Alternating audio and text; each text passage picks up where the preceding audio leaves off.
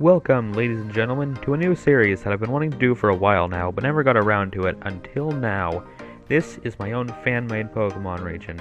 Many people have done stuff like it before, but this is my own unique take, and it's interesting because this was actually made 4 years ago when I was 10.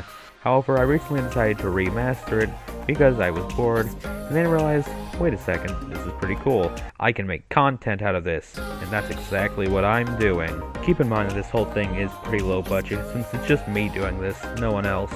So there's no professionals involved with this or anything, so the art isn't going to be too spectacular.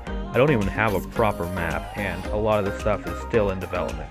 So just, if you were expecting something like god tier levels of quality, you're going to be kind of disappointed. Ladies and gentlemen, this is the Gwetcho region. Now, unlike most modern Pokemon regions and fan-made regions, this one isn't based off of any specific place, because like I said, I made this 4 years ago before I even realized that I was supposed to do that. However, the lore behind this place is actually pretty interesting, and it ties into a lot of the Pokemon here, so I'll just go ahead and talk about that briefly right now. It said that only about a century ago, there was some evil team that was the most evil. They didn't try to take legendaries or kill a bunch of people like that, but they did cause the extermination of a lot of Pokemon here, and did a lot of mutations. Did you know this area actually used to be ripe with dogs and wolves and stuff? Unfortunately, the evil team in question would end up driving all of those species to extinction in replacement of some very mutated dogs that you can't even tell were dogs at all. Unfortunately, dogs were far from the only things that were experimented on here, and you can even see this in the starters because honestly, I was just kind of being stupid, and they don't make any anatomical sense. However, I'm just going to say that they were mutated by the evil team because that sounds cooler. Let's start by revealing all of the base forms at once. Seedwee, Devlin, and Clampler. Starting off with Seedwee first, and the origins behind this guy are honestly kind of stupid. Whenever I was 10, I saw these weird green balls in the potting soil, and didn't know what they were, and I thought they were just fertilizer. Oh, okay, that's kinda cool. A fertilizer-based grass-type Pokemon. That's cool. No, it's a seed. I don't know why I did this, and I don't know why I'm continuing to do this, but it's just seed. Don't worry about it. However, you won't be able to really tell that it's a seed, aside from its name, until it evolves at level 18 into Browoak.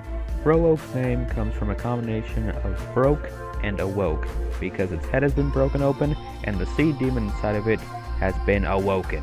Besides size, you can't really tell much of a difference between it and Seedwee until it evolves at level 38 into Infesti.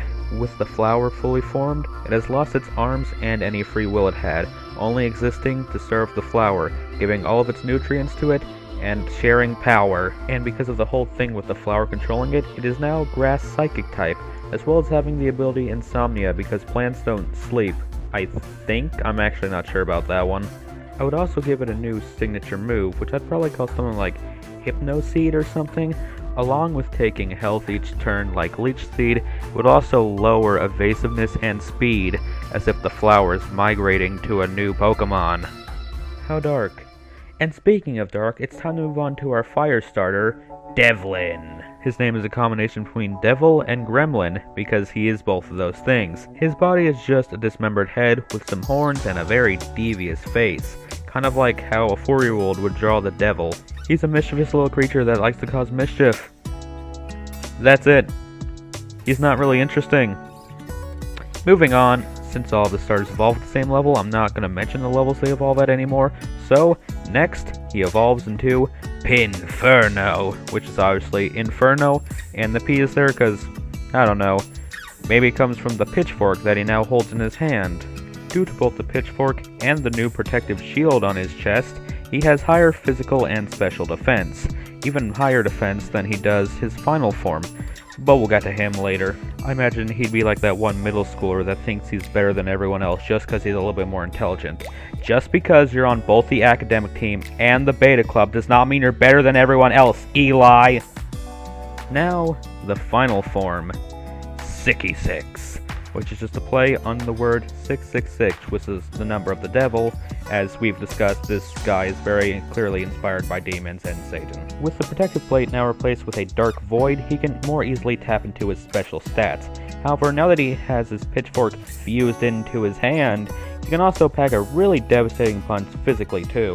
Of course, being the closest to the devil himself, he also has the dark type as his secondary type. And if you can see where this is going, yeah, there's a secondary type triangle between these guys, psychic, dark, and fighting. And we'll get to the fighting type when we talk about our water type starter, Clampler. It's literally just one letter off to Clamperl, who I honestly forgot exists when making this, but it's very different in its evolution, so I think I can let it pass. It has one single pearl that acts as its eye, and yes, I know, clams can have more than one pearl, but I forgot when I made this. I was 10, and I just thought this looked cooler. Plus, I now have the opportunity to make a regional variant with a lot of pearls, with them all being eyes. That would be terrifying. It would probably be dark type or poison type. That would be cool. And then, when it evolves, it becomes Visofang. As you can see, the clam has now grown teeth because I thought that would look cool, and it also has like little fins so that it can swim around easier and actually has a usable speed stat now. Good job, Visofang. And going back to the teeth for a second, clams can't actually have teeth in real life, but when you're 10, you care not for what is physically possible. And another thing, I want it to be a physical tank, both in its attack and defense. It already has the defense covered with the fact that it's a clam, but when you're basically just one big mouth, you ought to have some teeth. And it could also deal a pretty devastating punch with those teeth. And now, for the final Pokemon in this video, let's evolve Visofang into Trap Punch. Bigger fins, more teeth, and a tail? Huh, that's odd. Well, actually, in real life, clams can actually have things that look like tails, and I just thought I'd use this as an opportunity.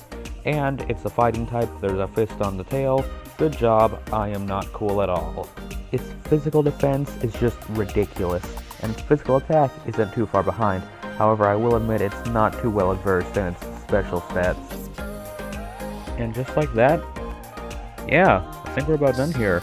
Thank you all so much for watching this video.